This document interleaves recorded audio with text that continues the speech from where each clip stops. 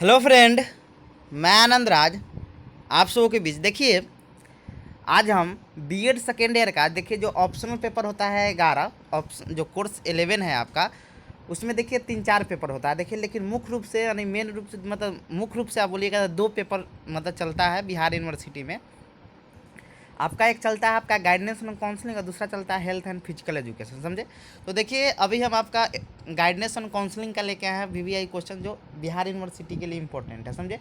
देखिए अब इसके बाद आपका आज ही आपका गाइडेंस ऑन काउंसिल आज तो डाल दिए, गाइडेंस ऑन काउंसलिंग का भी डाल रहे हैं और आज ही आपका फिजिकल एजुकेशन का भी डाल देंगे, यानी हेल्थ एंड फिजिकल एजुकेशन के आज ही डाल देंगे, जिससे आपका 11 जो ऑप्शनल पेपर जो है, देखिए ऑप्शनल पेपर होता है 11D बोला जाता है गाइडेंस ऑन काउंसलिंग को, और आपका जो हेल्थ एंड फिजिकल एजुकेशन होता है वो 11B होता है, यानी ऑप्शनल पेपर आपका कोर्स 11 होता है।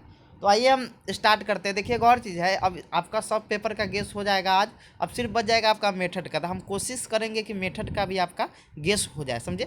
तो इसीलिए आप देखिए आपका गाइडेंस एंड काउंसलिंग का भी डाल देते हैं और कुछ क्वेश्चन बचा है उसका भी हम ऐसा सोचेंगे कि जल्दी आपका कर दें, क्योंकि एग्ज़ाम 27 से है और मेरा भी एग्ज़ाम है, तो सोचेंगे जल्दी ही कर देते हैं, समझे।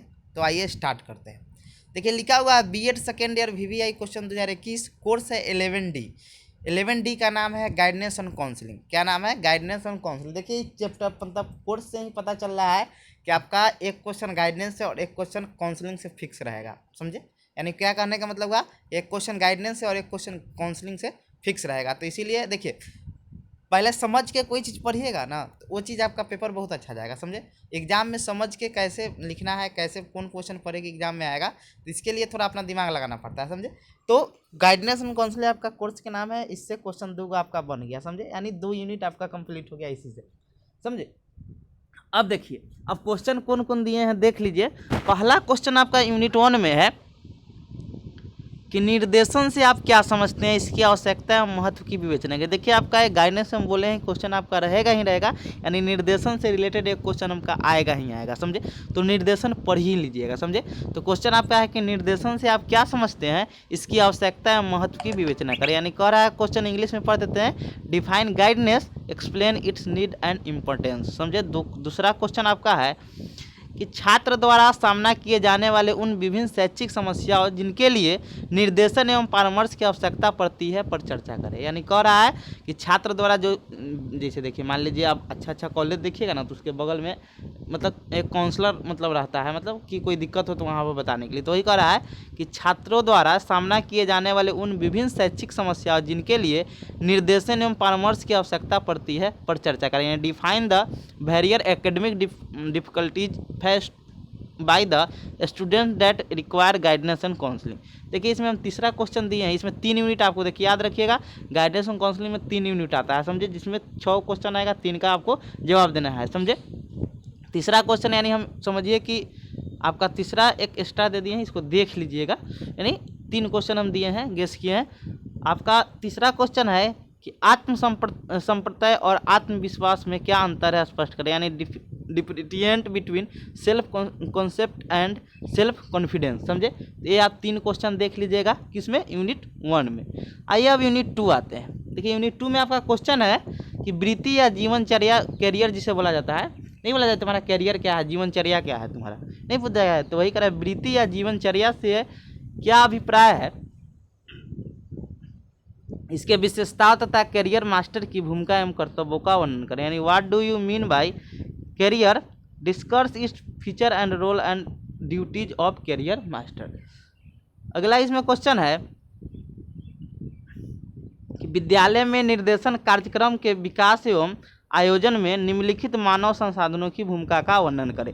कौन कौन संसाधन है देख लीजिए, इंग्लिश पढ़ देते हैं, उसके बाद आते हैं कि describe the role of the following human resource in developing and organise guidance programme in the school. कौन कौन है इसके बारे में बताना है। चिकित्सा अधिकारी, मेडिकल ऑफिसर, दूसरा आपका सामाजिक कार्यकर्ता, सोशल वर्कर, तीसरा शिक्षक, मतलब शिक्षक योगदान या शिक्षक सिर्फ रोल ऑफ टीचर, और चौथा आपका है कि मनोवैज्ञानिक परीक्षण यानी साइकोलॉजिकल टेस्ट आपसे पूछ देगा, समझे। इंपॉर्टेंट है आपको साइकोलॉजिकल टेस्ट, समझे, तो इसको पढ़ ही लीजिएगा।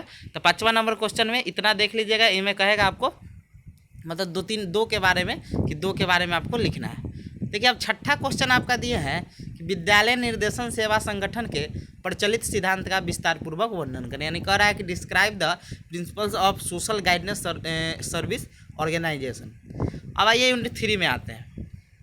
देखिए यूनिट 3 में आपका मतलब क्वेश्चन आपका है कि परामर्श के संप्रदाय की व्याख्या करें। देखिए परामर्श हम बोलवे किए हैं कि आप यूनिट 3 में पढ़ के जाइएगा, तो परामर्श यानी काउंसलिंग आप पढ़ के जाइएगा। इसमें प्रकार पढ़ लीजिएगा कि परामर्श के कौन कौन प्रकार होते हैं, समझे।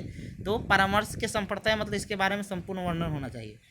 परामर्श के संप्रदाय की व्याख्या करें। एक अच्छे परामर्शदाता के क्या क्या गुण होने चाहिए, यानी explain the concept of counselling a good counsellor what quality, मतलब उसकी क्या क्या गुण होने चाहिए। फिर आपका अगला क्वेश्चन 8वां है कि सामूहिक निर्देशन से आप क्या समझते हैं, इसकी आवश्यकताओं तथा निर्देशन की सामूहिक कार्यविधि का महत्व का वर्णन करें। यानी what do you understand by group guidance, discuss it need and significance of group producer of guidance. फिर आपका 9वां क्वेश्चन है कि अभियोक्ता एवं मनोवृत्ति या मनोवृत्ति को ही अभिवृत्ति भी बोलते हैं, तो अभियोक्ता एवं मनोवृत्ति या अभिवृत्ति से आप क्या समझते हैं, तो what do you mean bye aptitude and attitude. तो ये समझिए, इतना आप क्वेश्चन पढ़ लीजिएगा किसमें, C11 आपका जो ऑप्शनल पेपर है 11D गाइडेंस एंड काउंसलिंग जो है उसमें इतना पढ़ लीजिएगा, समझे। अब देखिए आपका फिजिकल एजुकेशन का हम आज ही डाल देंगे रात तक, समझे। तो आपका हो जाएगा सब पेपर का, यानी पेपर आपका कोर्स 1 कोर्स 2 कोर्स 1 बोल रहे हैं, आपका कोर्स 8 कोर्स 9 कोर्स 10 और आपका कोर्स 11 का आपका हम 11 का D कर दिए हैं। अब 11 का B जो आपका फिजिकल एजुकेशन का कर देंगे, और मेथड का भी हम कोशिश करेंगे कि गेस कर देते हैं, समझे। Thank you.